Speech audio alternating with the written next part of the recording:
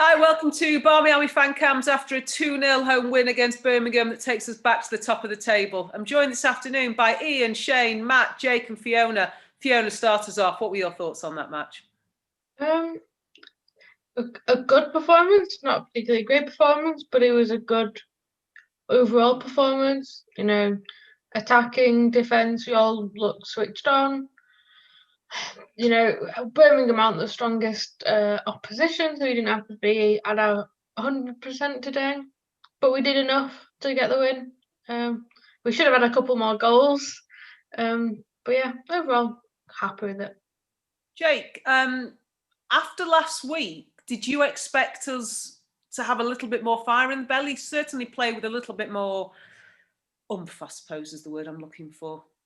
Yeah, possibly. I mean, the first half was very, very forgettable. I could say it wasn't anything special. Wasn't anywhere near as good as we can be. I think Birmingham frustrated us a lot. It took a lot of the pace out of our play at times. They stayed compact, didn't let us get as much joy as we would have wanted going forward. So yeah, I think maybe they scuppered our plans a little bit. But yeah, I think we really started getting going in the second half. The scoring early on that really kicked us into gear and. From then on, we looked quite comfortable. So we got there in the end. I'm not going to complain too much. Matt, what was missing for you in the first half? I think it's just a bit of a spark, really. Something that we all commented on during the games, that we didn't really seem to have anything much up front. And pretty much everything was there but the final ball. We dominated possession. I can't remember Marriott's having to make a save in the entire game. We had a lot of the ball. We had some decent build-up play, but just the final ball, that last shot, just wasn't quite. Almost like we were lacking a bit of confidence. Okay, would make sense perhaps after last week. Ian, I don't want to dwell too much on the first half, but was there any aspects of it that worried you? Not taking chances again. I know Hannah Hampton made 2 really good saves, but it seems to be the case if we have a chance, we don't take it, or there's a case of there's nobody in the box. Because there's so many times in that first half where we were saying, where's someone in the box? There's a couple of times we got players in the box and the final ball wasn't there. But other times, everybody, we saw, the ball's going out wide. There was nobody in there. So I am concerned about us going forward as a team, because I don't feel we are as strong as we could be. Defensively, again, they were, Amy and Millie actually had a good game today. Birmingham didn't create anything. Mary didn't make a save. So going forward does slightly concern me at the moment.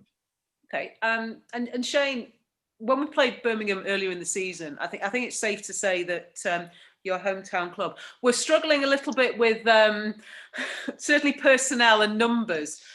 Since then, they've actually been pretty okay. And I think Fiona said during the watch along that if the table was decided only on away games, they actually would be top 3. So they've tightened up as well. Are we, and I know I'm always trying to bring things down because that's the negative part of me. Are we overlooking actually that that's still just a good result? It is a good result in the sense that, we lost last week, so we needed to bounce back. And I think overall the results, the most important thing, I said on the pod on Wednesday, I wanted result and performance. I don't think we had the performance, but it was still a performance. As you said, Birmingham have improved as the season have gone on. So in some way, I wasn't surprised to see them being a bit more resolute and not as open as they were back then when we played them at the start of the season. Yeah. Fiona, bear in mind, everybody, after this question, I'm going to be asking you player of the match. But Fiona, talking about the second half, let's get on to the more positive aspects of the game. The substitutions. I know we got the first goal before we were making substitutions, but did those subs, in terms of injecting a bit of pace, show us at our best? I think so, because they injected a bit of pace, but they changed things as well. So we had Junie was out on the right for a bit, and then when Kirsty Hansen came on, she went into the middle. So I think that shows we're not just a team of 11 players. You know, we can try different things. That was one of our biggest complaints last season. It was a plan A, but where's plan B, plan C? And we had that today. So yeah, we should have been 2-3-0 up by half time. But you know, we were patient. We switched things when we wanted to improve our performance. To a tired Bristol Birmingham defence can't then deal with it because you've got to, oh, now they're playing this way, now they're playing that way. So I think that shows our versatility, and I think that's one of our big strengths with our squad. So I don't think that should be overlooked either. Yeah, definitely. Almost as if, Jake, do you think sometimes Casey's now got too many options? Well, if such a thing can happen. Look, we've got such a talented squad. We've got girls who deserve to play. It's not just girls who want to play. These players are of that high level now. They deserve to play for a team that's challenging at the top of the table. So yeah, she must have a real headache every week trying to pick the team and then deciding which subs to bring on, because you look at who we've not used today. Maria's not come on for a debut. Jess and Kristen left on the bench. The options that we didn't even bring off the bench. That says a lot, but the subs that we did make were good. I think they made a great impact. So yeah, maybe we'll see some different faces next week as well. I mean, I think the ones who missed out today deserve to play next week as well. That's it, and it's that competition for places that we talked about at times last year that perhaps wasn't there and wasn't pushing the regular starting 11 as much as we would like. Now that feels a bit different. Speaking of Maria, you mentioned Jake, Matt, the defence. Certainly there was criticism for it last week, perhaps in a single moment, but solid today. Perhaps Birmingham didn't offer a lot, but they still had to be solid. Yeah, I think that's the key. It's something that's very often said about goalkeepers, but I think you could certainly apply the same to defenders, that it's a real test of a good defence that even when they had a game like today where they haven't really had too much to do, when they are called upon, they are switched on. As you say, we are all very critical of them last week, particularly for Frank Kirby's goal. But the rare occasions when Birmingham did come forward and have openings, the defence stood firm.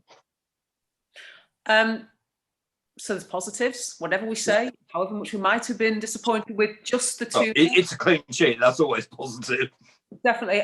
Ian, I'm not wishing to sway the player of the match vote, but I'm going to ask you to do one of your favourite things and wax lyrical about Leah Galton. That performance today. She is, we've been lucky to watch her from day one to today and see her progress from what she was in the championship to what she is today. And I'm over the moon for she is so dangerous on that left-hand side, and she can come across to the right and cause issues on the other side as well sometimes. So, she was double teamed most of the second half. She still, she showed some good strength to get the opening goal to get past the Birmingham defender. She is, I know this has been mentioned so many times, she is the best left winger in the country for me. She really is. She will get called up for England one day, whether she wants to take it or not. Obviously, it's her call if she doesn't feel ready, like she was last season. That's good for her. But no, she was brilliant again today. Deserved a goal. And she created a couple of good chances, a couple of really good balls into the box, a couple of good cutbacks. She cut that one back to Jackie at the edge of the box, near the end for Jackie, and other chances she put balls in the box. Unfortunately, nobody was on the end of it. But again, I can't say too much. You can't say anything bad about the way Leah's playing at the moment. You really can't. Shane, before we go on to the question, which I know you're always next week would have normally been the FA Cup, but they're going to toss a coin or play tiddlywinks for it this year, I think, instead. So we've got, you joke, but It's been mentioned. Maybe not tiddlywinks. So we've got teams having league games put in that had been postponed. So we are scheduled to play Everton. I say scheduled to because there's a bit of rain probably due to fall in the northwest between now and next week. So who knows what excuse Everton will come up with next. Thoughts on that match, the importance of it, obviously, and actually fitting games in now? It is important. I mean, obviously, it's a game. We want to win every game, but that was a game that we were coming into this year where we've gone, we have to win, because originally it was obviously meant to happen before the Chelsea match. I think it's still the case. It's still a must-win game, purely because, you know, postponed games mean we're now 3 points ahead of Chelsea, but they again haven't played. So we need to do it just to keep that momentum up for us, go on another winning run or unbeaten run, you know, whichever one we need, and hope that those around us drop points here and there. I think Chelsea, City, Arsenal have all got to still play each other, and we've still got a couple of big away games coming up, one next month and one in March. So you've got to win all those other games to make sure that those bigger games don't have as much of an impact if they don't go the way you want them to.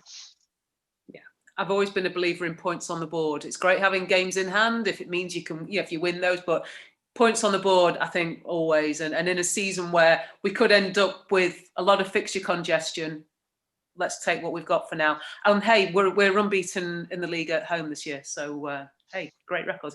Right, everybody, favourite question. One name, player of the match. Fiona. Leah Galton. Jake. Yeah, becoming a bit of a habit, this. Leah Galton. Don't say that, Jake. It was Jackie Gronin for the first half a dozen games. It's changed. Queen. Matt. Yeah, only one choice for me today. It's got to be Leah Galton. Shane. It's definitely Leah, with a notable mention for Hayley Ladd. Okay. Ian, I'm guessing you're going to make it a full house.